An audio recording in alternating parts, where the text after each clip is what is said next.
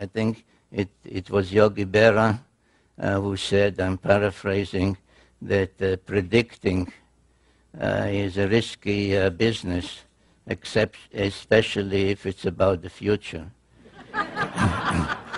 So to deal both with Armageddon and prophecies of the return is a difficult and serious subject. And when I started writing my books, which began almost 40 years ago, the first book was titled The 12th Planet. I knew then, almost 40 years ago, that whatever volume the final one in the series called the Earth Chronicles will be, it will have to deal with the end of days, which is the name given by the Bible, in the Bible, to prophecies of the last days, the end time, and any other way that the term in Hebrew, which is Acharit Hayamim, is rendered. And I really delayed writing that final book for two reasons. Number one is that I felt I need to do more research, and actually took another 30 years of research to be able to give a plausible answer, one which I believe is the correct answer, but at least it should be sufficiently documented to be plausible. And the other reason is that I don't know if everybody will be happy with the conclusions of that book, The End of Days. Certainly, I think many of those that are dealing, specializing in the subject of what's about to happen, have focused recently on 2012 AD.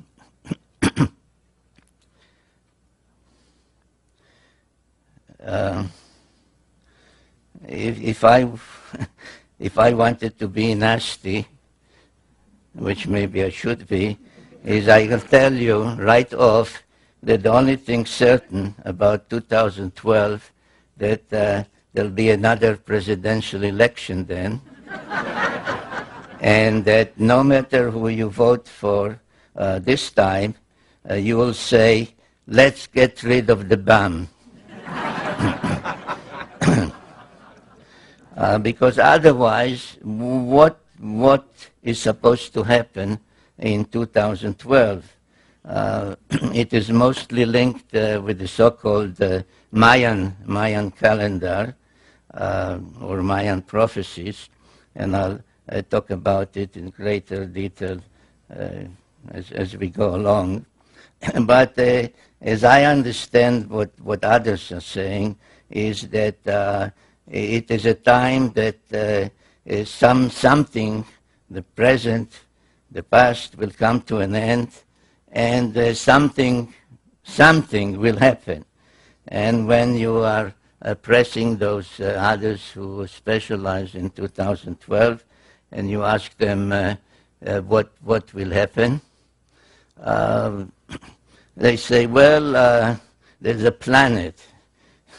There's a planet that makes some great orbit and periodically comes to our vicinity, and at that time it causes all kinds of havoc. And in connection or in response to such kinds of prophecies, my answer is that or rather to remind the audience that the same claims were made in regard, I don't know why, but in regard to 2003, and that's when the planet, the unknown planet, Planet X, will arrive, and do all kinds of unpleasant things to us, or maybe good things.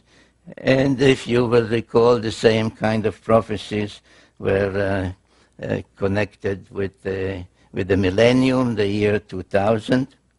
And one way or another, they are always coming back to Planet X. And if you say, what is Planet X? Oh, that is the planet about which this guy Sitchin has been writing.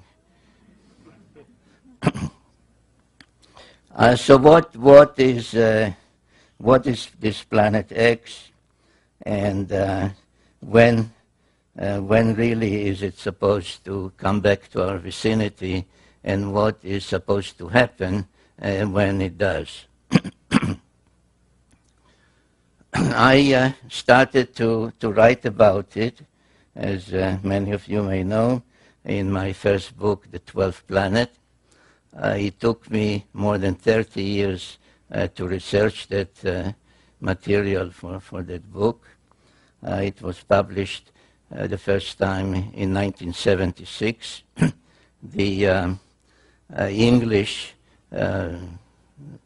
not hardcover and softcover, but the paperback edition, which is still selling everywhere, had about 50 printings by now, which is a record for the publishers.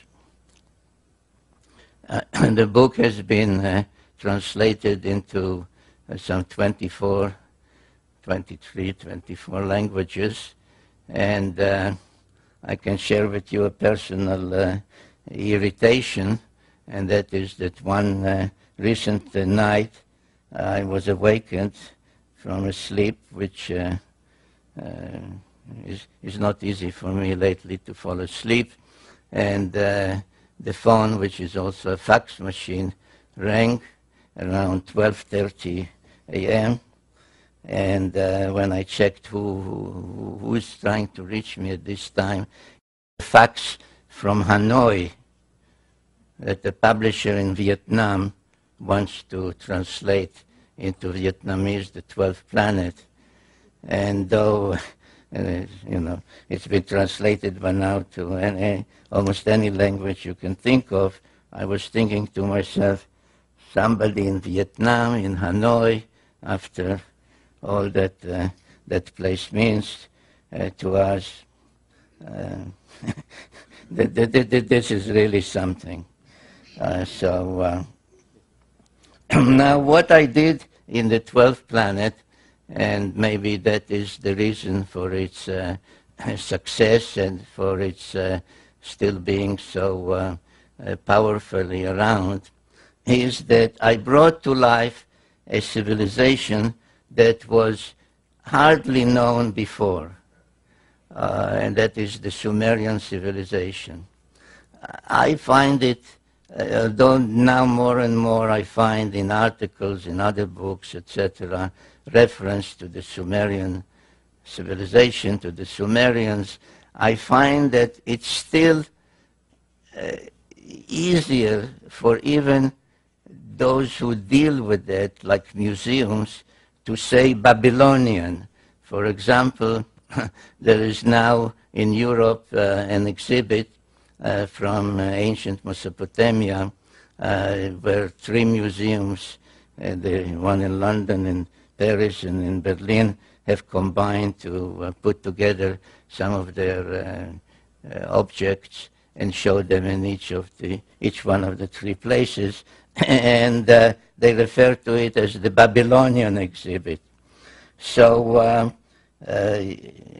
almost 40 years ago, when I or anybody else would say to somebody, well, the Sumerian civilization, you would get some kind of a blank look, the Sumerian, what are you talking about? So I brought to life the Sumerian civilization, which was really a most amazing civilization. It blossomed out in what is now southern Iraq, in that part of the world. This is the ancient Near East. This is the Mediterranean Sea, the Red Sea, Egypt, Assyria, Turkey, which was the Hittites then, etc. So about 6,000 years ago, an incredible civilization appeared there, and all those that deal with it use such words as suddenly, unexpectedly, out of nowhere, because there was no gradual or any kind of precedential civilization that you had this and this and this, and this was a higher level, a higher stage. Suddenly, from what we may call primitive, though they were not primitive people, but they were farmers, hunters, etc. But suddenly there appeared cities, high-rise buildings, societal organization, kings, priests, codes of law, literature, art, music, musical instruments, all of that within a very short period, appeared about 6,000 years ago. And I sometimes find it necessary to ask people to stop for a minute and think, what is 6,000 years? So we are about 2,000 years removed from the time of Jesus. Now, that time was about 2,000 years removed from the time of Abraham. And then add to that another 2,000 years, and that's where we are talking about, where this great civilization appeared so suddenly. And without devoting the whole evening to that civilization and all the firsts to which we owe a debt. For example, if you look at your watch and you have 60 minutes in an hour, why do you have 60 minutes? Because that's the basic Sumerian mathematical system called sexagesimal base 60.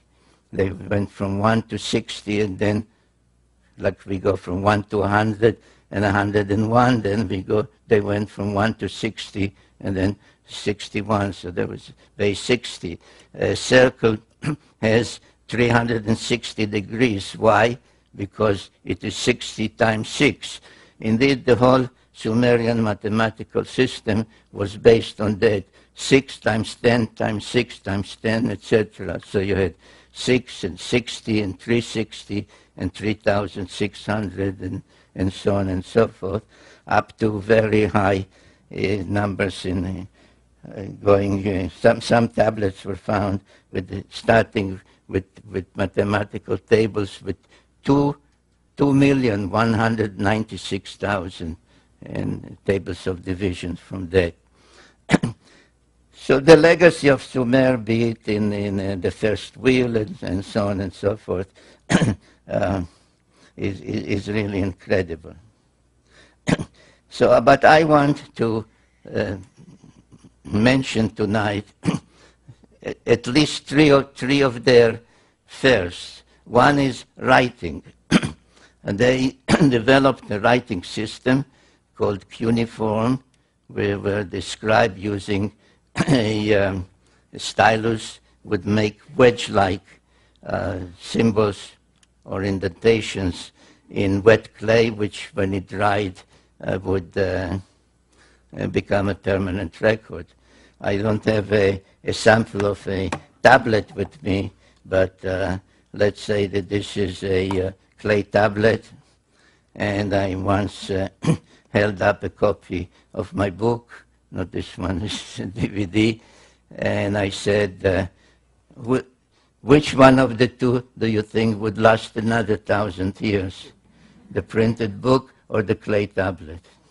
And the answer is the clay tablet. So we have writing which of course meant a language and grammar and literature and epic tales and lullabies were written down, recipes. For example, in the book, The 12th Planet, I give as an example a recipe for what the French call coq au vin, meaning a chicken cooked in wine. There were proverbs. It's really mind-boggling, but I won't spend the whole evening on that. So writing was one of them. Another thing was pictorial depictions. They took stones, mostly semi-precious stones,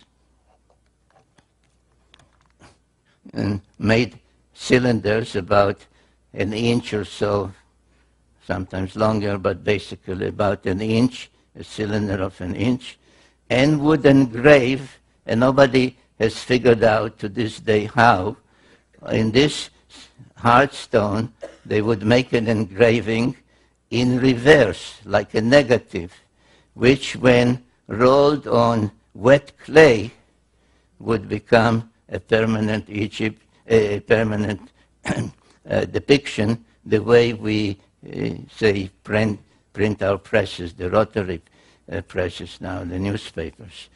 So literally thousands of cylinder seals, and even more so, their imprints have been found, and any museum worth its salt has these cylinder seals or their imprints on display. And those depictions tell us a lot, and I will refer to some of them. And the third thing that I would like to mention and stress this evening was high-rise buildings. They were the first to use bricks and to build high-rise buildings, like stage pyramids that would rise 100, 120, 160 or more feet high. Some think that these were the towers of Babel, mentioned in the Bible. Actually, it's not so, but every major city, Sumerian city, had a sacred precinct, and the sacred precinct had such a ziggurat, as they were called.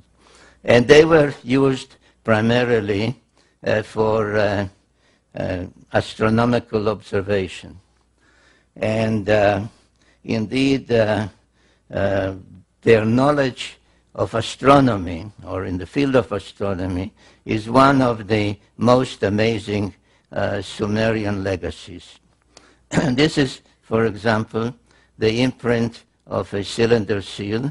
You can actually see the seal in Jerusalem. There's a museum there called Bible Lens Museum. And this is, if you ask a regular scholar, what is it? They'll show it. He'll say this is a beer drinking scene, because the Sumerians were also the first to invent beer. And drinking beer was a social event. You can see people are coming to participate in that, and beer was drunk through a straw. The way I understand in, say, in Latin America or in Argentina, they drink mate tea with a straw. But as many other cylinder seals, they were decorated with celestial symbols.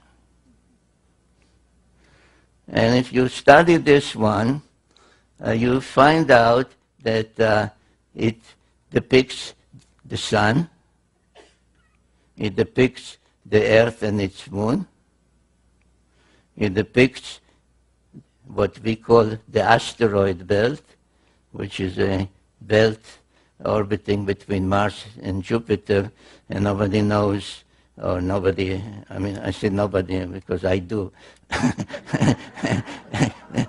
Others claim they don't know how it came about. It's the remains of some planet that was destroyed, exploded, except that if a planet explodes, the pieces fly in all directions, and in this case, they orbit like a belt between Mars and Jupiter. So you also have Mars and Jupiter. Here's Jupiter. You have the asteroid belt, which we have discovered only in modern times. And beyond Jupiter, you have Saturn and its rings, which we did not know about until the invention of the telescope. Now, this cylinder seal is from about 2000 BC, from 4,000 years ago. So this is an example of the amazing Sumerian knowledge in astronomy. But there is even one more amazing cylinder seal, which caused quite an uproar at the museum where it's kept. It's in a museum in Berlin at the time when I came across its existence. It was East Berlin, but they cooperated with me. They sent me a photograph. And if you ask scholars what is the scene depicted, they say, well, this is the god of agriculture granting the plow, a primitive plow, to mankind. A representative of mankind is introduced by a lesser god to the main god who grants the plow. And just as an aside, I'll say, so you tell those same scholars at the museum or in any of their scientific magazines, say, so there was a god of agriculture and that's how you look. They say, no, that's a mythological scene. That's just mythology. But whatever it is, there is an interesting celestial depiction on this one, and this is what it shows. It shows a star surrounded by planets. Now, this arrow is my addition to enable comparison with our knowledge of the solar system. So we have the sun, not the earth, we have the sun in the center, surrounded by planets, all the planets we know of, in the correct sizes and in the correct order, except that here there's one more planet, right here, between Mars and Jupiter, where the asteroid belt is now. So according to the Sumerians, there was a planet there, probably, or one must conclude, the planet which apparently broke up somehow. Now, if you could get hold of Sumerian guy and said to him, what planet was that and what is the somehow, how did that planet break up? He'll say, well, that's you're asking me something that is been written about in one of our books. It happens to be a clay tablet, not the way we think of books. And that tablet is actually part of 7 tablets. And once they were discovered in a library in northern Mesopotamia, in an ancient library in northern Mesopotamia, and the contents of that story on those tablets was deciphered. They have since been referred as the 7 tablets of creation, paralleling the biblical tale of the 7 days of creation, 6 days of actual creation, and then 1 day in praise of the Creator. So this is one of the tablets, I think the 4th one out of the 7, known as the Epic of Creation. or sometimes known by its opening lines, which is how the Sumerians used to name their epic tales or their tablets in library catalogs, because they were actually set in libraries, and on each shelf there was a tablet that listed all the texts that are on that particular shelf, like a catalog tablet. So no, it's not sometimes known by its opening words, Enuma Elish. Now, what does the Enuma Elish say? The Enuma Elish says, tells the story how the Earth came to be, how our moon came to be, how that extra planet came to be, and indeed how the whole solar system came to be. And I devote in the 12th planet, and then in another book, Genesis Revisited, chapter after chapter to explaining this epic of creation. But I'll just give you now the the gist of it in a couple of minutes.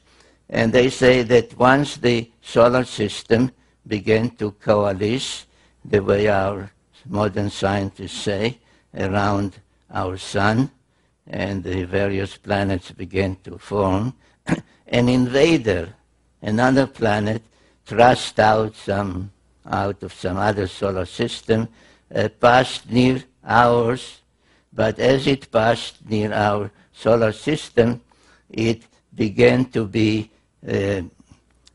pulled in by the gravitational pull of all those other planets and changed course. Now you will notice an interesting thing, that while all the other planets rotate in one direction, which is counterclockwise, as we say, this one orbits in the opposite direction, which being unusual is called retrograde. But as it was drawn in the opposite direction, inevitably it collided with one of the olden planets in our solar system, which in the Enuma Elish text is called Tiamat. And this planet, the invader, which later was named Nibiru, acquired various satellites or moons as it was passing by the other planets. Tiamat, which is treated as a female celestial entity, had 11 satellites, one of them quite large, unusually large, called in the tale Kingo. And when the clash finally occurred, it referred to in those texts as the celestial battle. Tiamat was hit twice, actually. This is just one of the drawings from my books. Was hit by some of the moons, the satellites of the invader, and was broken up. Half of it became bits and pieces, the asteroid belt, which those texts and the Bible in chapter 1 of Genesis refers to as the hammered bracelet, because it orbits like a bracelet around the sun. And the other half was thrust into another orbit, carrying with it Tiamat's largest moon to become our planet Earth and its satellite, the moon, an unusually large one as things go in our solar system.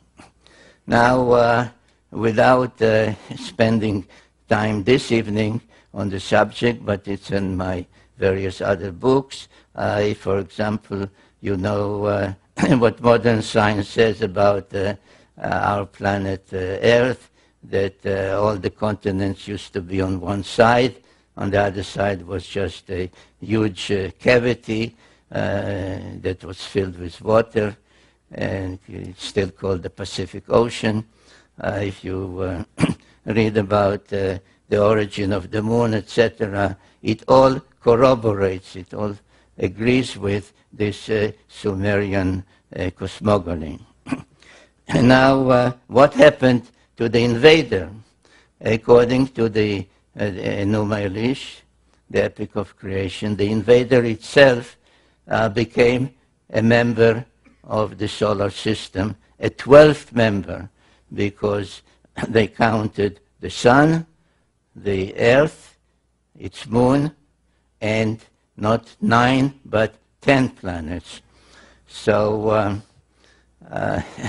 when I discussed with my first publisher the title, the suggested title for my book, the first book, The 12th Planet, I tried to explain to him that this is really the 10th planet, which is the 12th member of the solar system. And he said, Sitchin, we'll call it the 12th planet. So it is known as the 12th planet, though it is in reality the 10th planet. And all the Sumerian tales do include the planet we call Pluto as part of the tale. So I wrote on my website a piece when the astronomers meeting in Europe decided to dethrone Pluto and said it's not really a planet, it's a planetoid, it's this. I wrote a piece on my website and said, let Pluto stay the way the Sumerians had it. So this is the planet that remains in orbit and has been renamed Nibiru. Now, on many Sumerian and afterwards Assyrian, Babylonian, and so on depictions, all the 12 members of the solar system are depicted, and you can see the sun, you can see the moon, you can see this Nibiru, whose symbol became the winged disk. You can see all the others with their symbol, and you can see the 7 dots, which is the symbol for Earth. Now, you may well say this is wrong, because we all know that Earth in New Age parlance is the 3rd rock from the sun, right? So there's Mercury, Venus, and Earth. And that is true.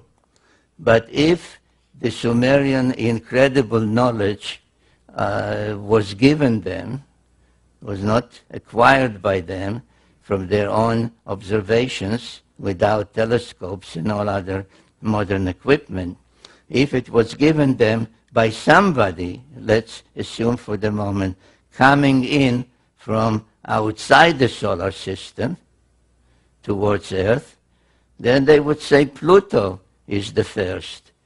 And then there's Neptune and Uranus. And then there's Saturn and Jupiter. And Mars would be the 6th planet. And Earth would be the 7th planet. So Earth is quite correctly depicted by the symbol of the 7 dots, the number 7. And this is something I would like you to keep in mind as we proceed with this presentation, because it is very significant towards an appreciation of the evidence from the past about the future. Now, the obvious question that anyone, including myself at the time that I started to research and investigate all that, would ask himself is, how could possibly the Sumerians know all that, that the sun is in the center, and that's how this solar system came into being, and there was an invader, and the invader has this great elliptical orbit, etc. And the answer again, it is written down they are not called tablets, they are called cylinders, square cylinders in this case. And this one in particular, another one like it, can be seen by any one of you if you go to England, to Oxford, to the Ashmolean Museum. And this is called the Sumerian King List. And it says that about 430,000 years before the deluge, people called Anunnaki, in this text, called Annunaki, came from their planet and visited Earth and brought civilization to Earth. In fact, it says, this and other records like it, say that civilization was brought down, and the term used in the Sumerian for the civilization is kingship. That kingship was brought down first time before the deluge, and was brought down to earth from the heavens the second time after the deluge. And then there are tales, very detailed tales, telling us that at one time a group of 50 Anunnaki, led by a leader whom they call Enki, came from their planet, that same planet, the planet X or Nibiru, came to Earth, and they did not crash land here. Their spacecraft was not just passing by, and they said to each other, hey, look at that rock down there, let's take a look at it. They came for a reason, they came for a purpose, and the purpose was that they needed gold. They needed gold with which to protect the dwindling atmosphere on their own planet. And the tales, which are very detailed, then tell how Enki came and tried to obtain the gold, how his attempts to get it, to extract some gold from the waters of the Persian Gulf did not succeed, so they had to turn to actual mining. And then another leader was sent called Enlil, and etc., etc. So what happened? And there are many statues of Anunnaki, male, female, but this one of Enki is the only one where his fist, if you can discern it, is made of gold, which I believe indicates the purpose for which he came. Now Enki stayed on Earth quite a long time, and at some point felt that he ought to tell his story of what happened on their planet that made him and his group and the other Anunnaki come to Earth, and what happened on Earth after they came and landed here. And there is an actual text known to any Sumerian or Assyriologist, as some call themselves, that they will say, yes, there is such a text that is an autobiography of Enki that starts by saying, when I approached the earth, I saw greenish marshes. We splash landed in the waters. We waded ashore. I commanded so-and-so, and the name is given, to test water and see if there's potable water. I commanded so-and-so to build us some kind of shelter. I commanded so-and-so to see if there is edible food. And so on, line after line in those tablets. Unfortunately, the complete text of that autobiography of Enki has not been found, only fragments of it. I used about 800 different sources to reconstruct the story of Enki, because I felt at some point in my own writings that it is not enough to tell the story of what happened here through the prism of the Sumerians, or to some extent the Old Testament, the Hittite writings, etc. But it is also important, especially to know why they came, what happened on their planet before they came, through the eyes and through the speech of one of them. And I chose Enki because he did dictate an autobiography. And the tale that emerges from all those sources is that after they landed here and could not get the gold just by extracting it from the waters of the Persian Gulf. This is the Persian Gulf, and this is today's Iraq. Another leader, a half-brother of his called Enlil, came.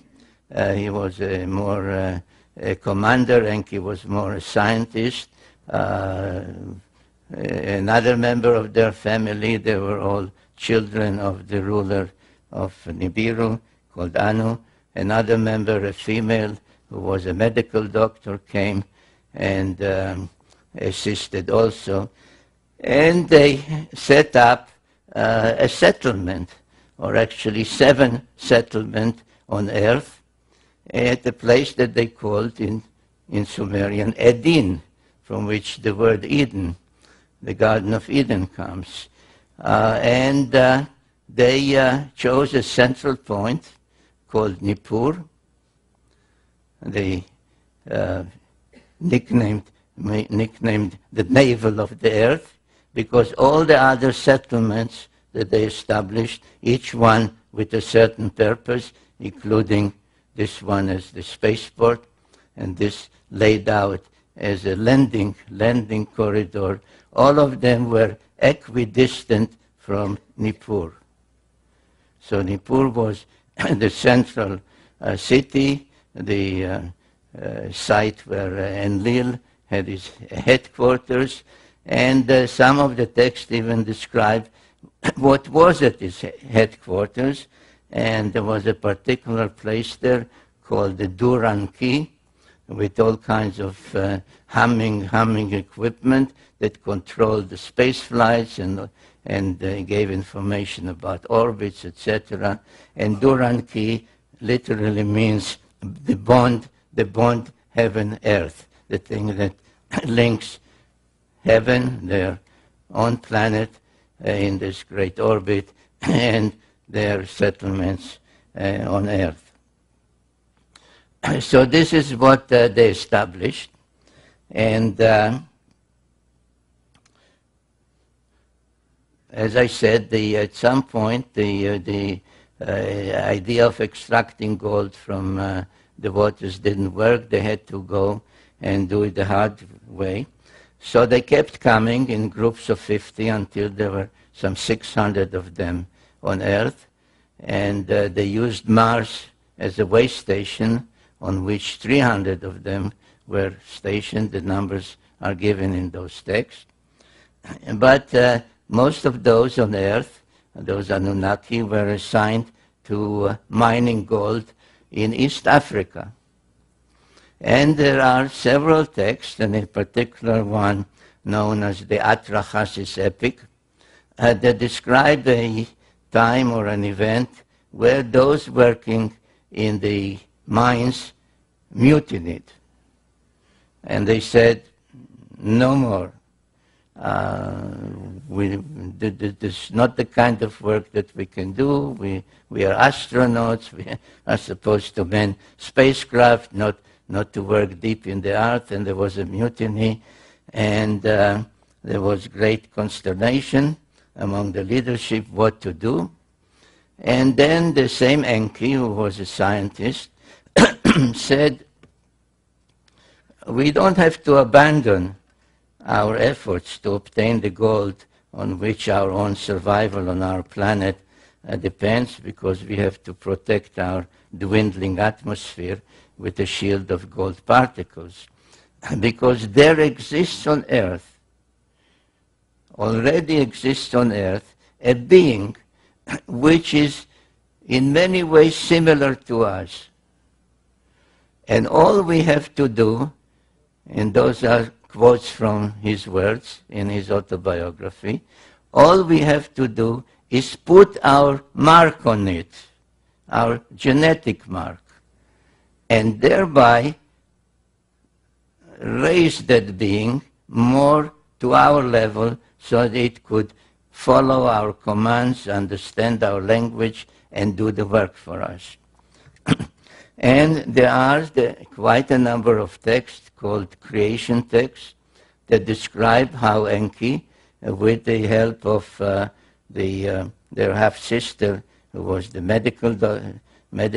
chief medical officer, through trial and error, kept trying to combine their genes with the genes of the being that they found on Earth, which we may call Homo erectus, if we wish, and finally succeeded in bringing about what was called in those texts the perfect model.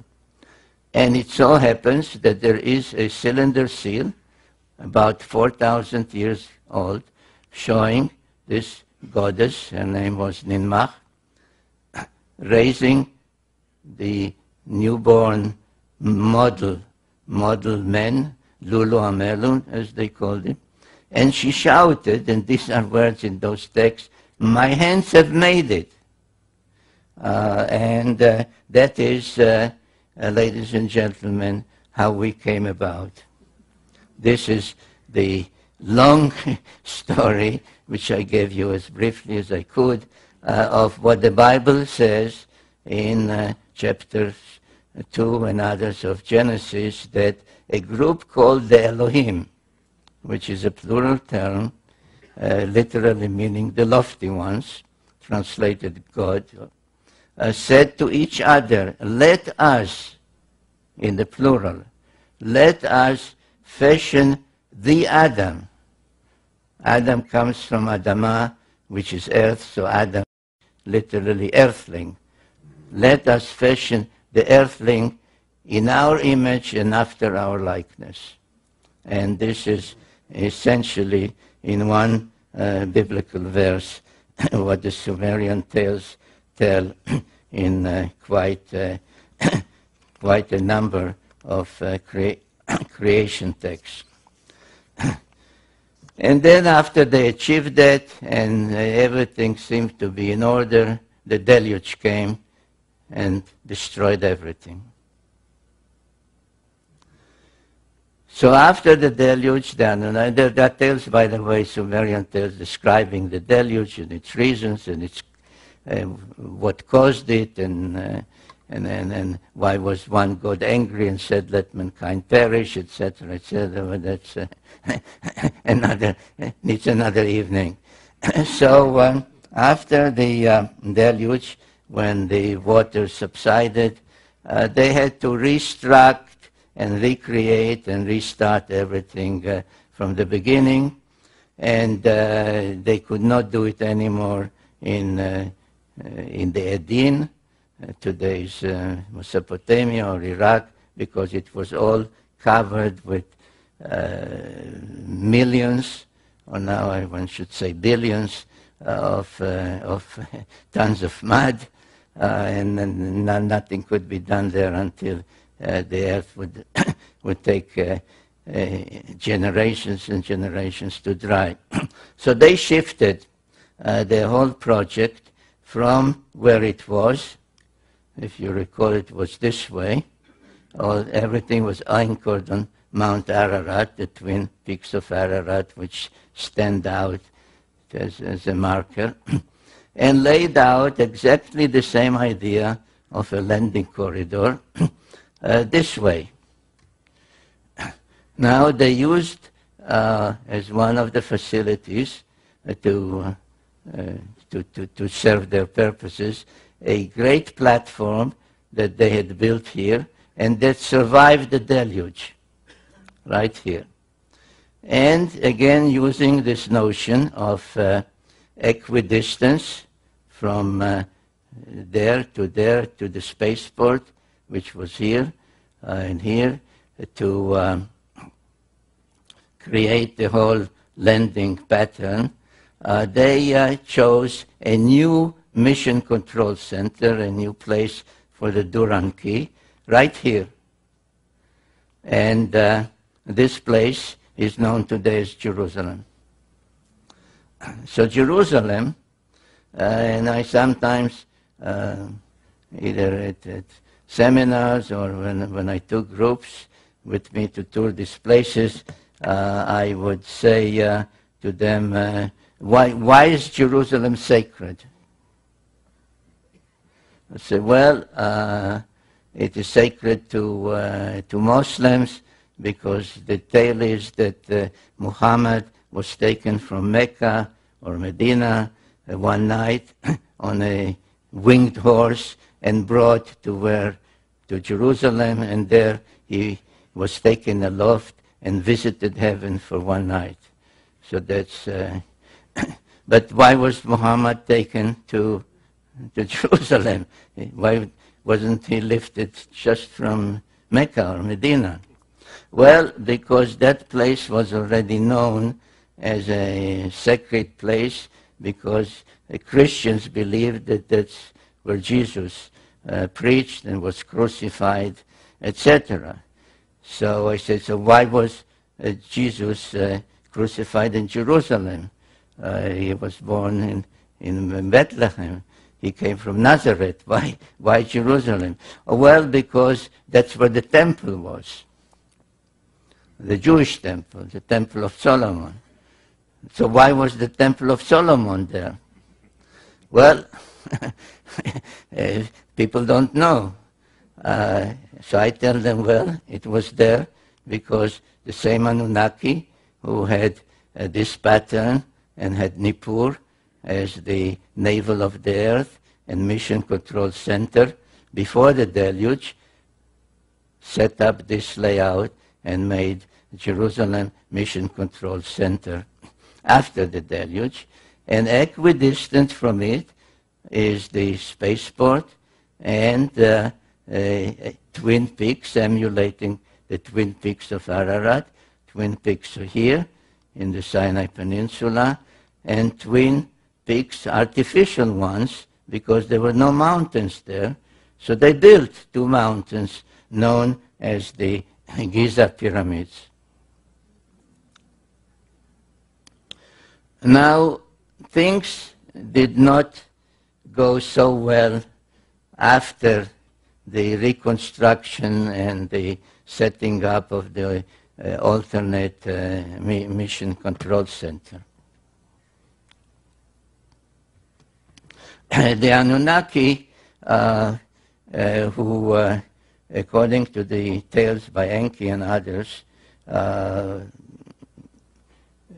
engaged in almost constant wars on their planet, had at the time a leader called Anu, but he was actually a usurper. He usurped the throne.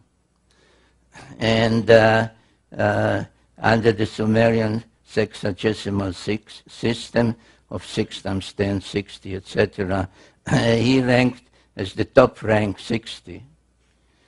And his successor was a son called Enlil, who was given the rank 50. But Enlil was not the firstborn son. It was Ea, or Enki, as previously known as Ea, Enki, who was really the rightful successor, but he was demoted to rank 40, and so on. So there was a pantheon of 12, matching the 12 members of the solar system, and matching other 12, without belaboring it, 12 months of the year, 12 tribes of Israel, 12 disciples of Jesus, and so on. So 12 was a celestial number. So the relationships were such that the conflict was almost inevitable, especially since it had a lot to do of who was mothered by whom, who was the father, who was the mother, if this one was also the son of Anu and Antu, then he was this rank, but if this one was only the son of this one, but not this queen, he had another rank. So the relationship was quite confused and convoluted and leading to conflict, which soon appeared on Earth. And one of the events that took place, relatively too many years after the establishment of that great pattern of landing pattern in Jerusalem and the Space Force, etc., and the two artificial mountains in Egypt, was that wars broke out. And the first war that I named in my book, The Wars of Gods and Men, the Pyramid Wars, because there was a series of them, had to do with these facilities, because in the Great Pyramid, one of the two especially, which is the only one that has an ascending passage and chambers, all the others have just a descending passage, they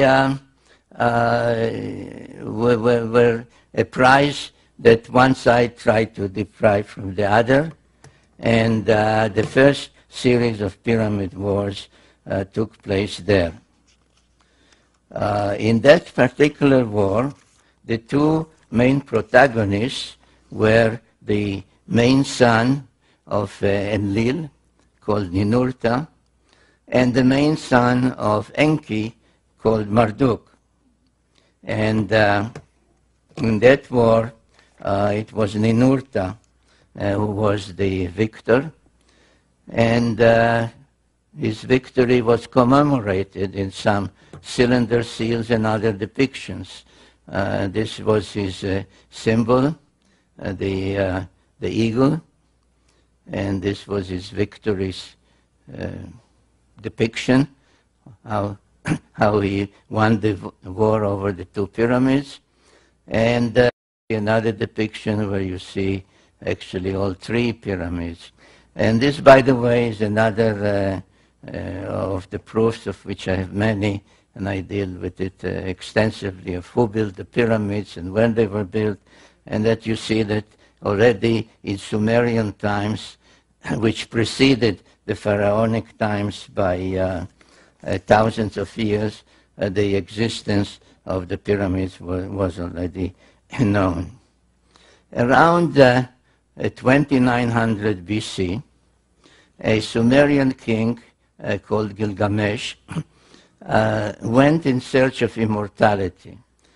Now, the whole business of immortality doesn't really exist, because all the tales tell us that these so-called gods, the Anunnaki, were both born and died. And there are tales about both birth and death. But it is all relative. That's why the Greeks called the gods, they borrowed the Sumerian pantheon, they called them the immortals. But it was only a difference in what a year is. If the Anunnaki come from a planet whose orbit is about 3,600 of our years, to them it is 1 year. If you would ask an Anunnaki, how old are you? He'll say, whatever, I'm 20 years old, which means my planet, Nibiru, made 20 rounds around the sun. If you ask somebody here, so we won't ask people for their ages, of course, but you ask, how old are you? And he'll answer, it means my planet, where I grew up, to which I genetically belong, made X number of orbits around the sun. That's a year. So, but anyway, Gilgamesh was the son of a goddess.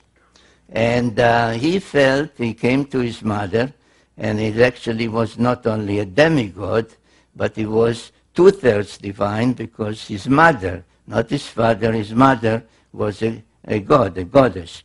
And he said, if I'm two-thirds divine, two-thirds Anunnaki genetically, why should I die like a mortal?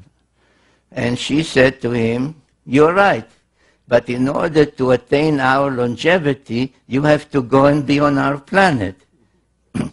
So he went in search of immortality, and the Epic of Gilgamesh is a well-known literary work from antiquity, translated in antiquity already in many of those ancient languages. Now, where did Gilgamesh go in search of immortality? He had to go to places from which he would be taken aloft to the planet of the gods. So if you remember this design, this is what I showed you. This is Jerusalem, which is only mission control center.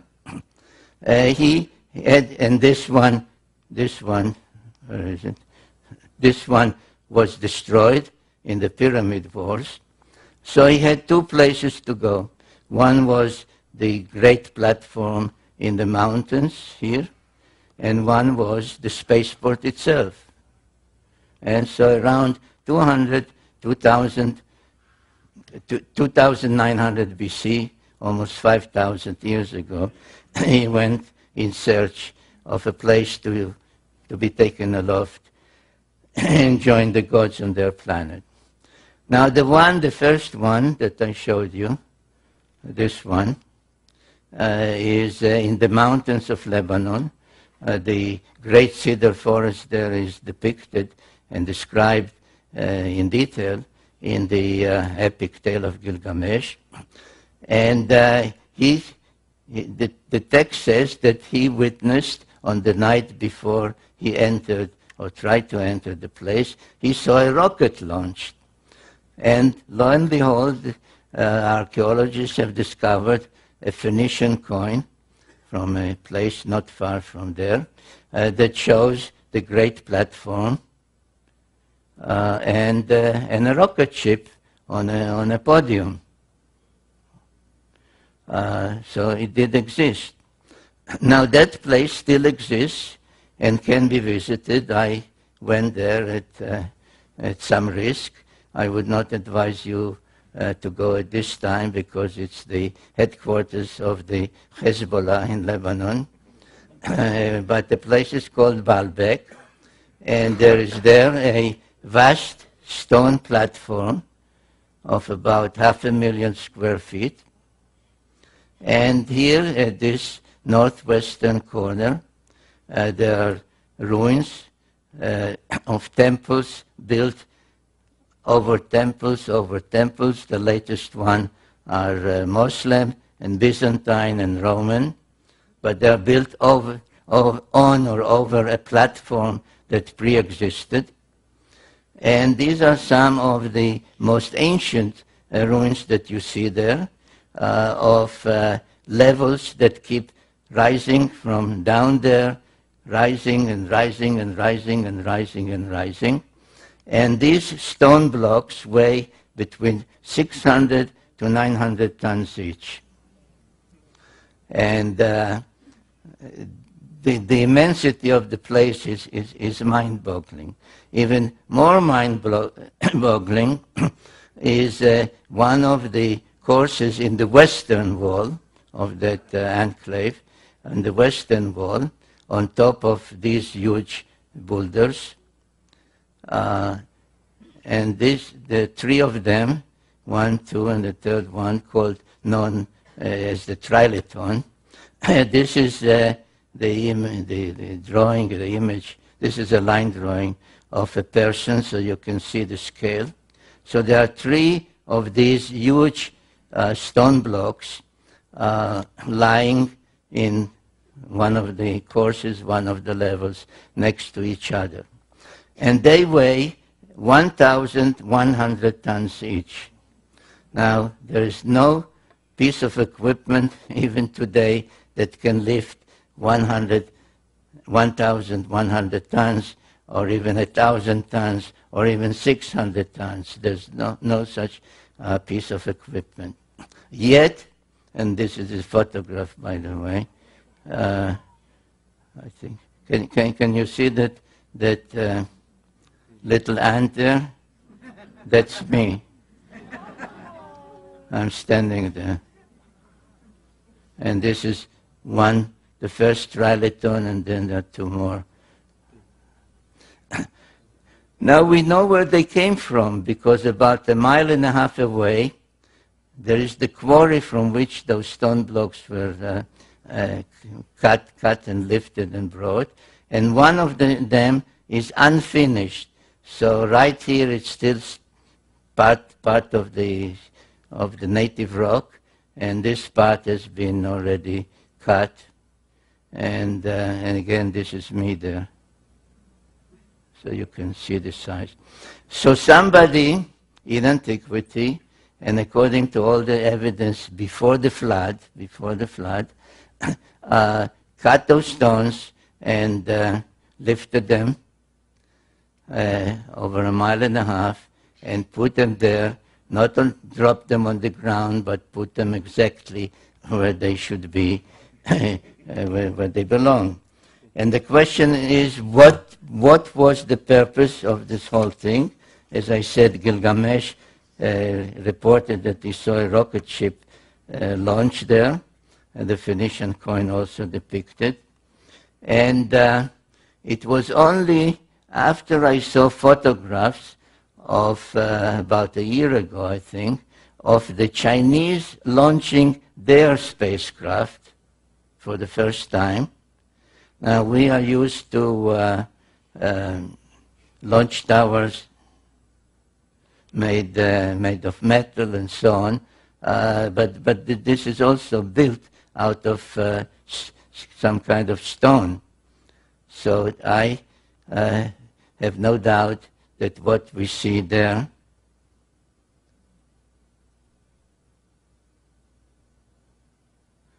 now, where's the one?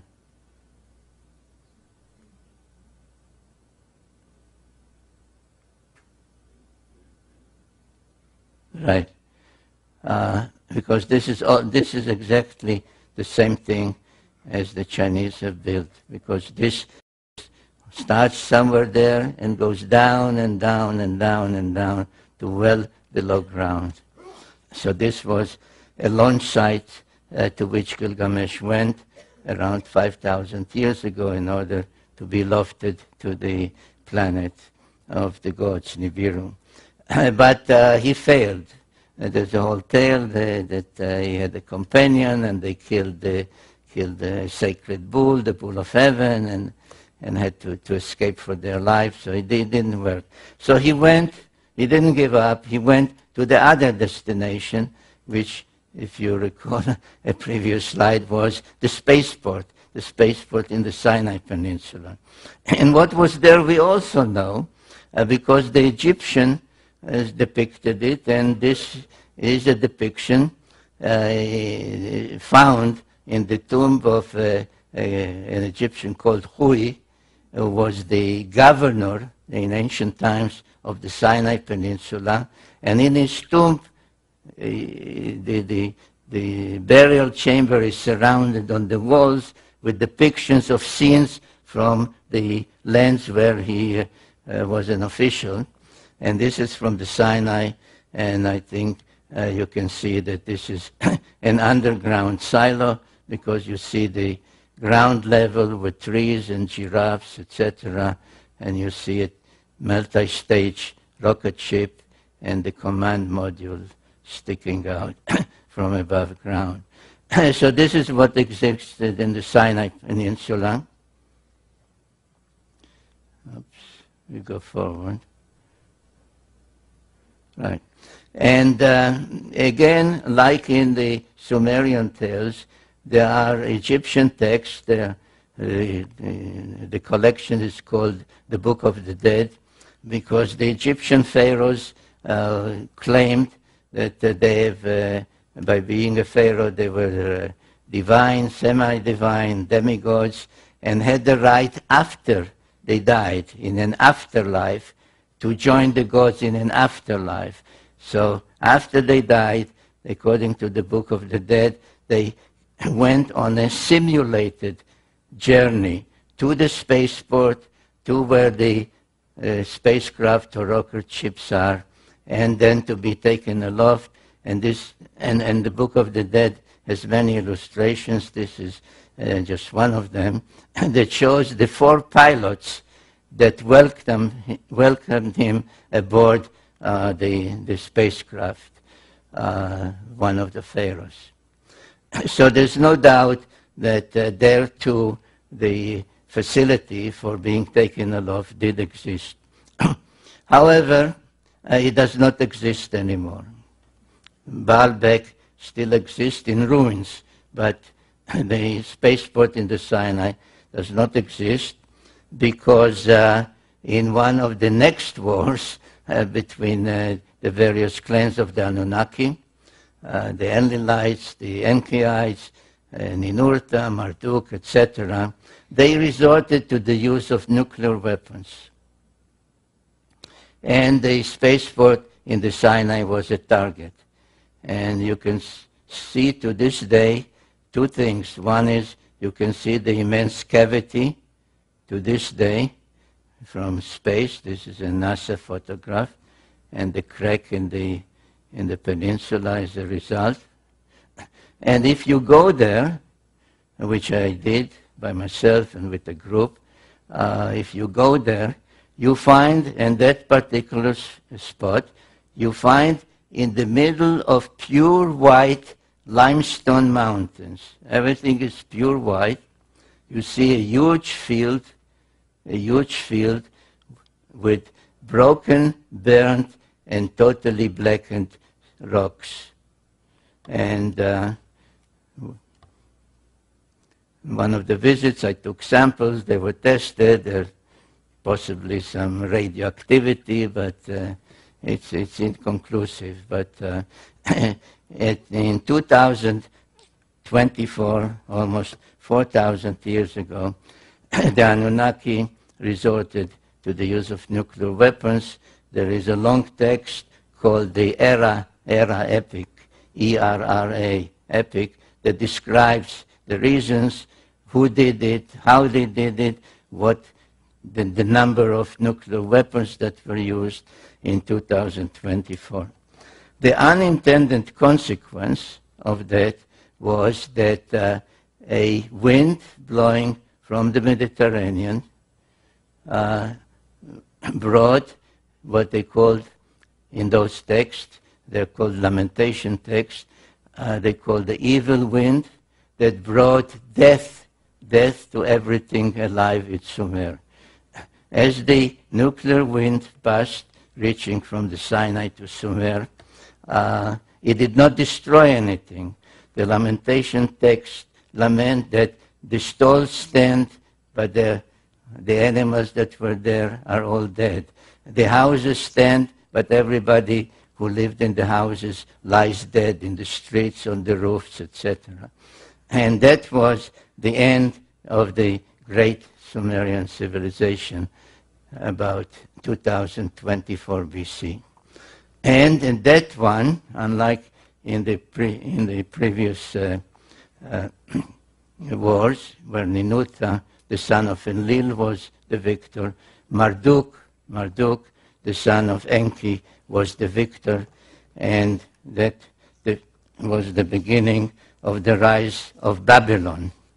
Instead of Sumer and Enlil and all the others, it was now the era and the time of Marduk and the Babylonians. Now we are starting to leave ancient history, and we are starting, or I'm starting, to take you by the hand and lead you not only to the present, but also to the future. And to understand where history is taking us, this map is the key to it, and please try to remember it. If you recall the layout of the landing corridor from Mount Ararat this way, and Jerusalem as Mission Control Center, the spaceport, the Giza Pyramids, and the place in Lebanon called Baalbek today. These are the 4 space-related sites that if you keep them in mind, you understand what happened afterwards, what happened in recent times, and what the present conflict is all about. When the dust, let's use that expression, the dust of the nuclear explosion and the demise of Sumer settled, several hundred years later, when perhaps passage was possible again after the use of nuclear weapons here, a major event took place. It is called the Exodus of the Israelites from Egypt. And the Bible says that after about 400 years, God remembered.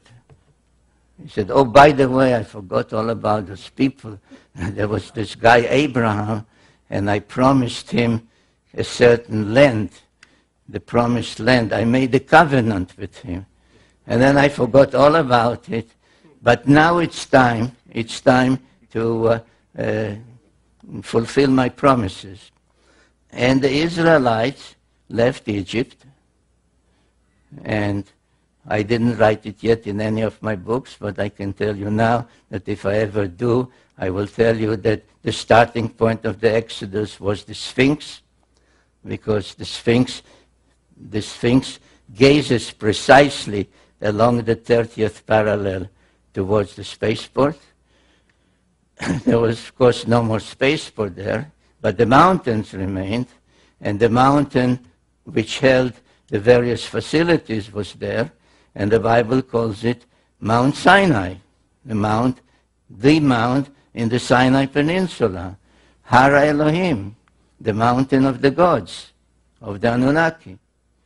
So they were sent here on this Exodus to resume the relationship, the commandments, etc., which required for them to proceed to accept all the moral teachings of the Sumerians. I think in my very first book, The 12th Planet, when I talk about the Sumerian law codes, I say everybody, most people know about all the ancient law codes. Hammurabi, the Babylonian king, his law code, which is on a stone block in the Louvre in Paris, is a code of crime and punishment. It says, if you did this, that's your punishment. The Sumerian law codes, and there's one, for example, by a king 1,000 years before Hammurabi, 1,400 years before Hammurabi, that was a law code of justice that said you shall not take away the donkey of a widow. You shall not delay the wages of a day laborer. Those were the Sumerian law codes. So these were the Sumerian commandments, the Sumerian moral laws that had to be reaccepted, renegotiated at Mount Sinai. And once they were, they had to continue. There was difficulty in going straight. They went around, but anyway, finally they got to Jerusalem. And what did they do once they got to Jerusalem? They built the temple to Yahweh on a platform that existed there. And if you have not done it yet, I urge you to go to Jerusalem, because along the Western Wall, this of course doesn't exist anymore. This is now replaced by a Muslim structure. Along this Western Wall, just as along the Western Wall in Baalbek, in the landing place of Gilgamesh, and this is an aerial photograph. This is with the area that's called the Temple Mount. And this is where the temple stood, and the Holy of Holies and the Ark of the Covenant. Interestingly enough, that I noticed when I was there and when looking at the area, that there are trees everywhere, but not here. Nothing grows here. So this is the western wall, and an opening was made along the western wall after being blocked for thousands of years. And what was discovered there is mind-boggling, because in the same place, the western wall, as in the landing place where Gilgamesh went, there is a trilithon, not of 1,100,000 tons, but only 600 or 700 tons, 3 immense stone blocks lying one next to the other, just as there. And somewhere there,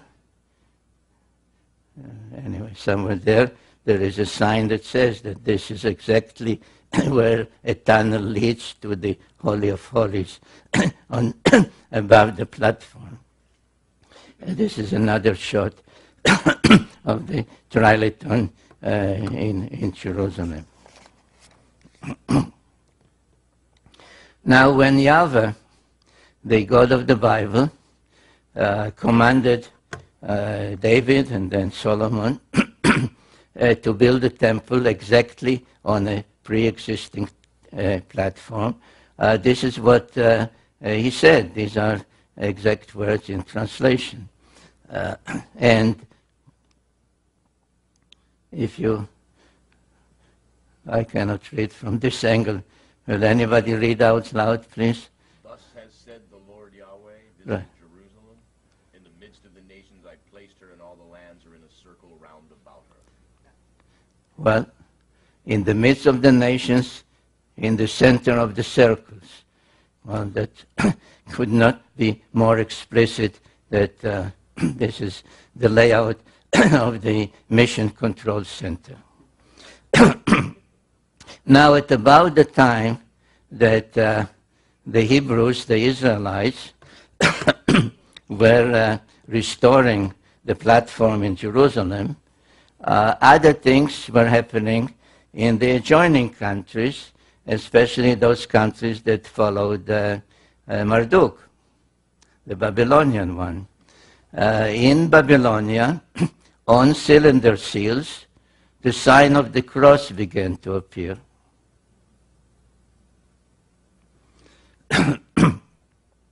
In Assyria, the kings began to wear the sign of the cross on their chest. The same happened in Egypt.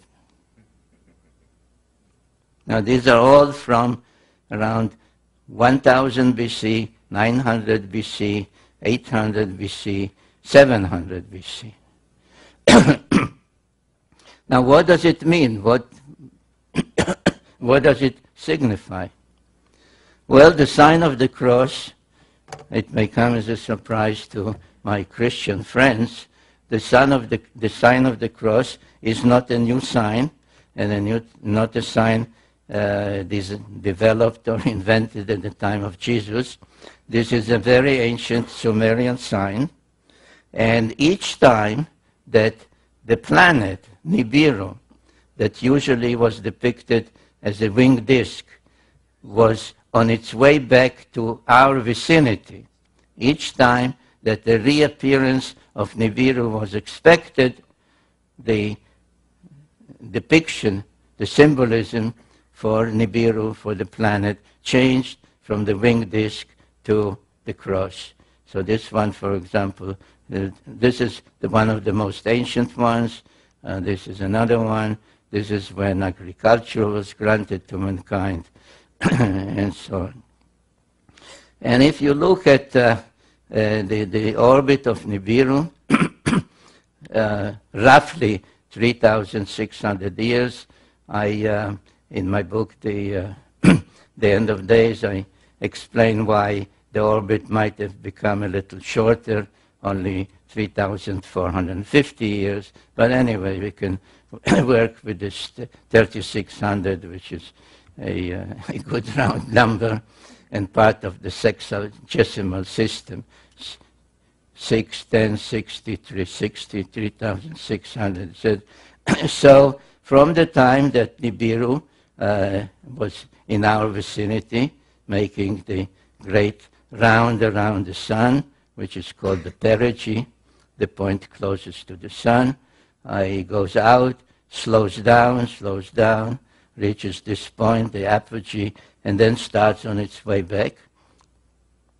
So at some point, the planet is here, or here, or here, or here, or here, or here, and at some point, the anticipation of its return begins. And this, I suggest, is when the sign of the cross began to reappear.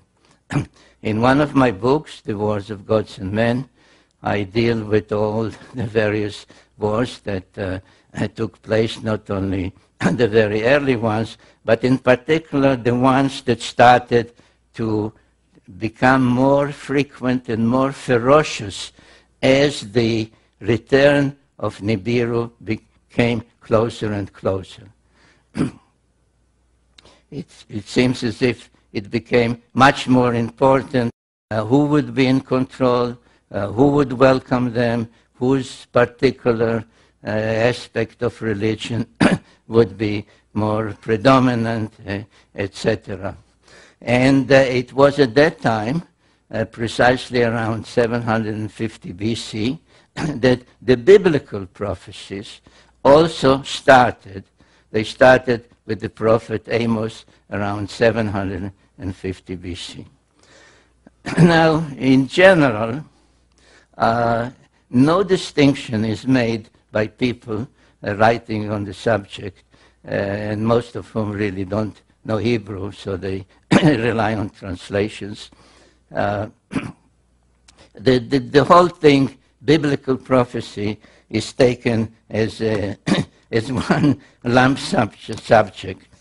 But if you know Hebrew, and if you study the various prophecies in great detail, and know the precision of the Hebrew language, you begin to see that the prophets were really talking about two different things. One was called the Day of the Lord, and Amos spoke about it. Another, I think, I quote Habakkuk, I can't see from this angle.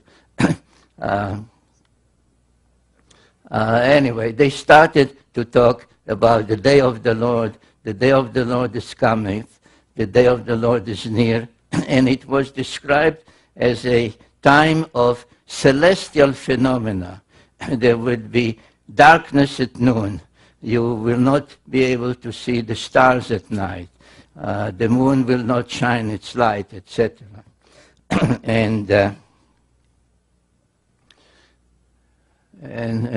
so on and so forth. I don't know if it's easy for you. I had about 30 slides with all these biblical quotations, but I realized that it would be very difficult even for the audience to read them. So at the same time, similar prophecies known as Akkadian prophecies, Assyrian prophecies, Babylonian prophecies began to also talk about the return, the celestial Lord would come from the south, would be first seen in this constellation and so on. And I drew some of these charts to show you and show how you can relate some of the text to the progress of Nibiru coming back to Earth's vicinity. This is another sketch that really renders as a sketch literal wording, saying you first can see it from there, then you can see it here, and so on and so forth as the planet returns. There were even discoveries of astronomical records. These are called astrolabes because they depict the circular heavens around Earth on plain paper with all the stars being named, where the progression of Nibiru from being seen in this part of the heavens to being seen in this part of the heavens at its apogee, its perigee, is actually recorded as having been witnessed and seen by Assyrian and Babylonian astronomers.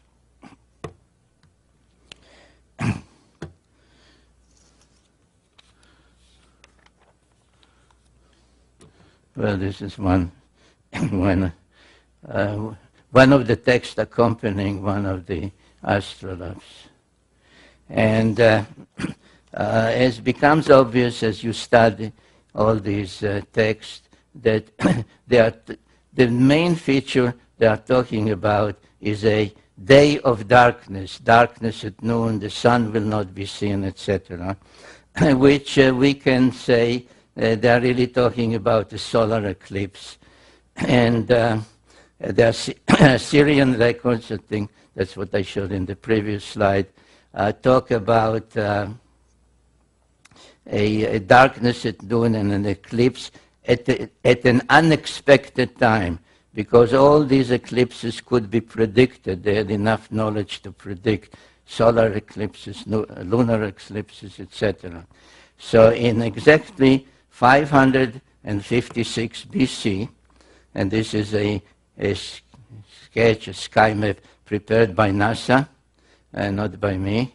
In 556, an unusual and unexpected eclipse, darkness at noon, took place. And it is my conclusion in the book, The End of Days, that that is exactly when Nibiru last was near Earth and created that eclipse. So if you go back to the problem posed by 2012, and you say, well, 2012 is when Nibiru is expected to return and do this or do that, be a good omen or bring harmful things, will be the apocalypse, the end. It does not work, because the last time that Nibiru was near Earth was 556 BC, and if it has an orbit of about 3,600, 3,400, 3,500 years, it ain't coming back in 2012.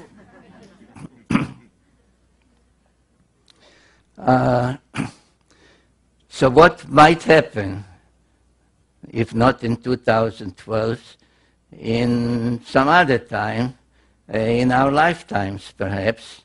And this takes me to the other part of the biblical prophecies, where I told you that there were really two things that were discussed and prophesied from about 750 BC to about 550 BC, the time of Ezekiel.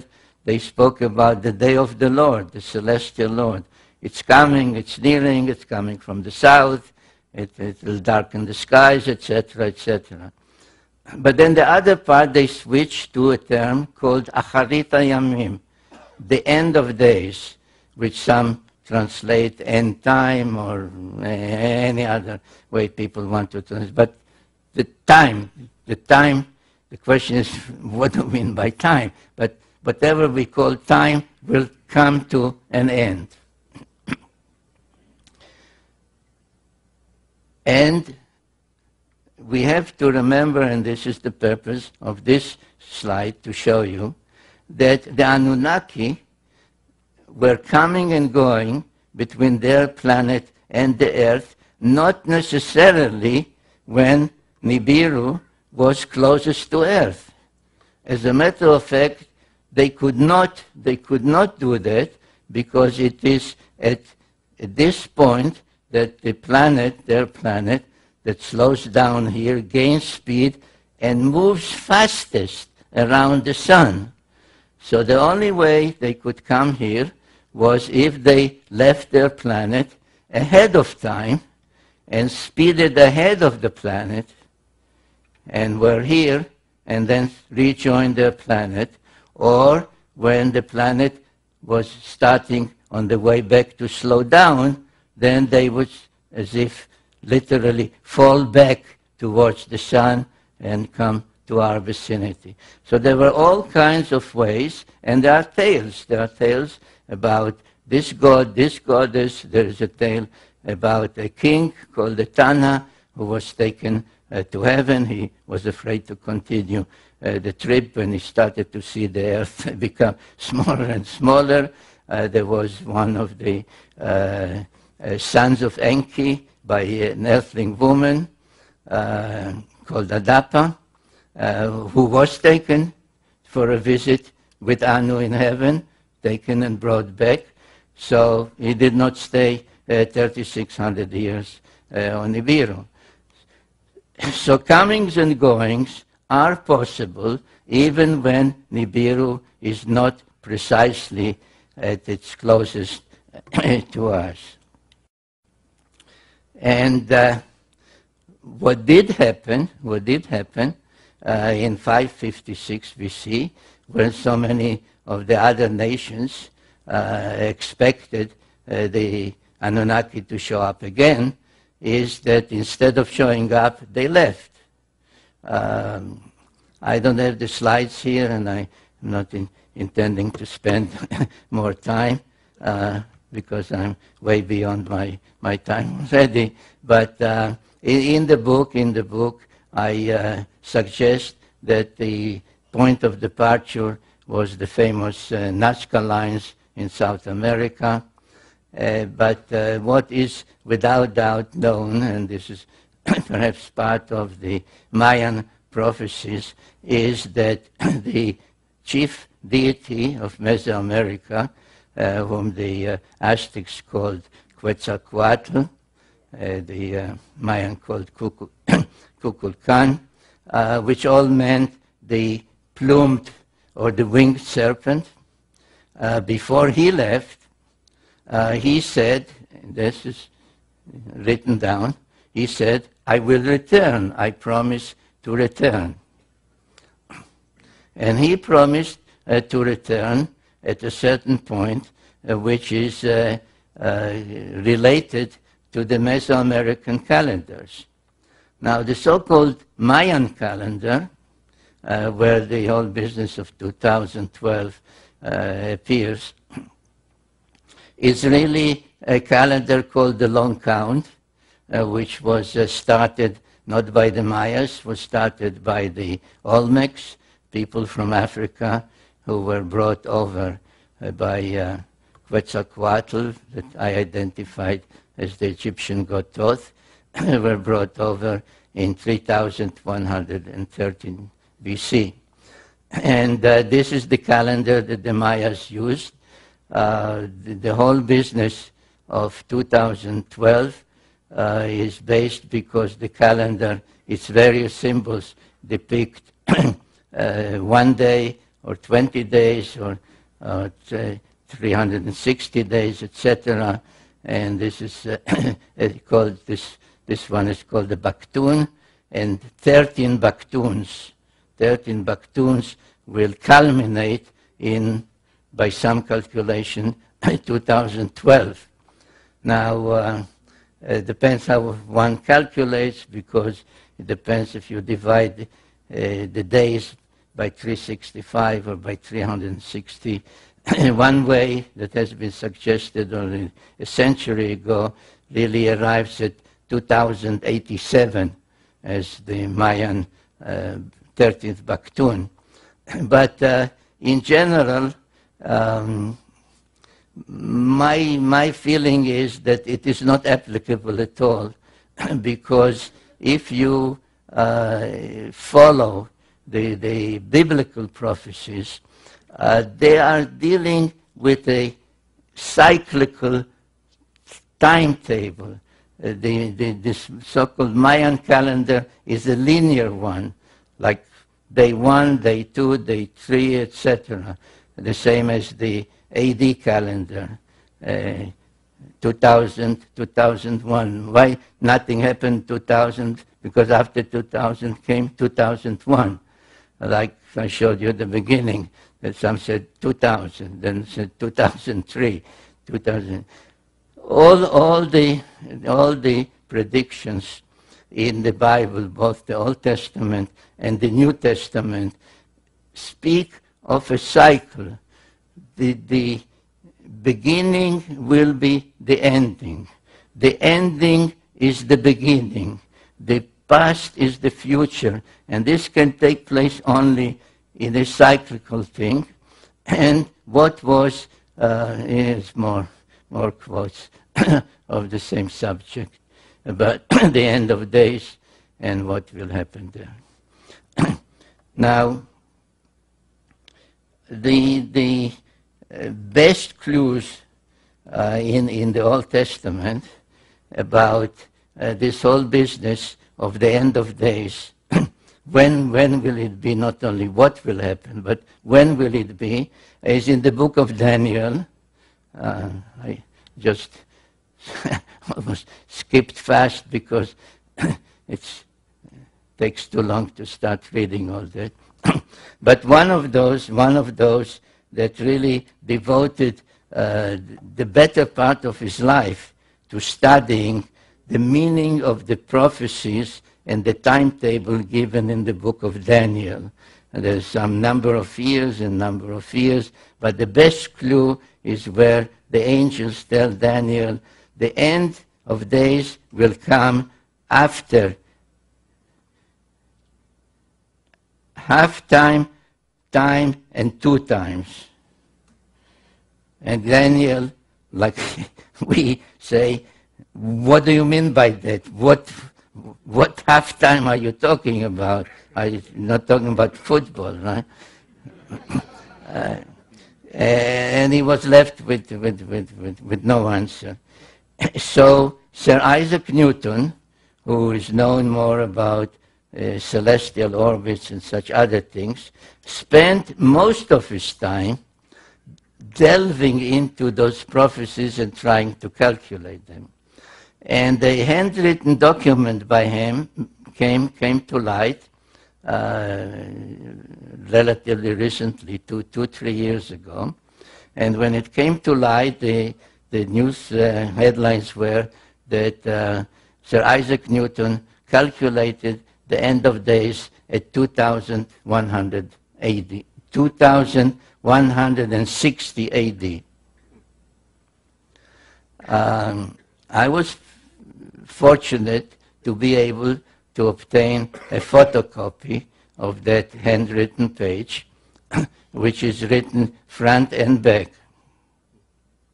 In the book, The End of Days, I give what it says. I quote what it says. I do not show the photographs because I have no permission to do that. So you are now seeing, you are the first ones to see the photograph of the handwritten document by Sir Isaac Newton. And he calculated also in 3 ways. And the number 2160 does indeed feature heavily in his calculations. But when I looked at his calculations on the back of the page, I said, oh my God, he is talking about zodiacal times. Because one of the things, again, a so-called Sumerian first, was the devising of the zodiac, of calculating how the earth on the first day of spring here, after a full year, does not precisely return to where it was, but is slightly retarded. The retardation amounts to 1 degree of 360 in 72 years, and a 30-degree zodiacal house, therefore 30 times 72 is 2,160. So the mathematical zodiacal time is 2,160 years. And there's no doubt, though, the beginning of the zodiac is attributed to the Greeks, that the Sumerians knew it. They named all the 12 zodiacal constellations in the correct order. This is all Sumerian names. They depicted them the way we still use to this day. So there's no doubt that they knew the zodiacal times. But again, as with other things, how could they? How could any immortal Sumerian not only measure the delay of 1 degree in 72 years, but of 30 degrees of the shift from one zodiacal house to another in 2,160 years? And the answer is that, again, this was a Anunnaki device and not a Sumerian device. And what is important to keep in mind is that the time scale, so that's perhaps when the ancients told Daniel, time, half time, 2 times, that they were talking about divine time, the Anunnaki time, is because I ask myself, and I give that answer also in the book, The End of Days, is what prompted, what caused the Anunnaki in 2024 BC to resort to the use of nuclear weapons? What was the problem? And the problem was that Marduk said that the age of the bull, the age of Taurus, which was the age of Enlil, is ending, he said, and my age, the age of the ram, the age of Aries, is beginning. He claimed that this is the correct zodiacal scale. So he said around 2200 BC, the age of Enlil, the age of Taurus, has ended, and my age, the age of Aries, has begun. The others, and this is all in those texts, by the way, the others said to him, no, you are wrong, because don't go by some chart. Look at the heavens. In the heavens, on the first day of spring, we are still in the age of the bull. We are still in the age of Taurus. Why? Because the three zodiacal constellations of the bull, of the ram, and of Pisces are not the same size. So, though Marduk claimed that his age is already begun, it was still observationally, really in the heavens, the age of still of Enlil, of his rivals, Ninurta, and so on. So this was such a bitter fight that they resorted to nuclear weapons to deprive each other of the spaceport. Now, there is another cylinder seal. It is at the Hermitage Museum in Russia. There's no doubt about its date. It's 2500 BC. And it shows, in my opinion, without doubt, an astronaut on the 6th planet, which is Mars, greeting an astronaut on the 7th planet, which is Earth. You remember I asked you to keep it in mind, Earth and its moon. And between them, there is a spacecraft. So, a return of the Anunnaki with a stopover on Mars, one greeting the other, has occurred. And there is a date. There is a date on this cylinder seal. Do you see the date? Pisces. the age of Pisces.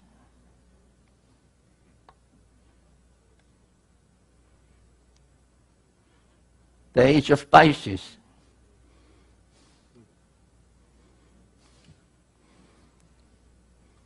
So does this mean that the return of the Anunnaki and the end of days, with its 2,160-year calculation, will still come about this century? Maybe, because there is a because, ladies and gentlemen. Because just at the place that, according to the New Testament, is called Armageddon, where the final war will take place, a mosaic floor in the first church ever built in the Holy Land, since the time of Jesus, has on its floor the sign of Pisces. This was discovered 2 or 3 years ago at Armageddon, which really means in Hebrew Har Megiddo, the Mount of Megiddo, which is in Israel. Now, are all these omens, or is it just a tale to tell you at ARE? I don't know. I believe that these are omens.